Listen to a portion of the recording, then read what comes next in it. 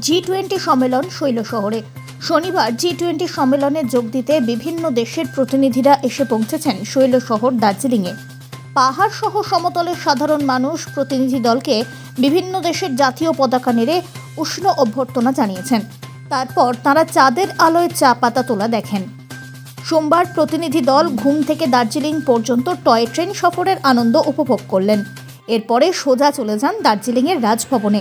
সেখানে গিয়ে রাজ্যপাল সিভি আনন্দ বোসের সঙ্গে দেখা করে প্রতিনিধি দল। এদিন শৈলশহরের সৌন্দর্যে এক কথায় মোহিত হয়ে যান প্রতিনিধি দলের সদস্যরা। তারা তাদের মুগ্ধতাও প্রকাশ করেন।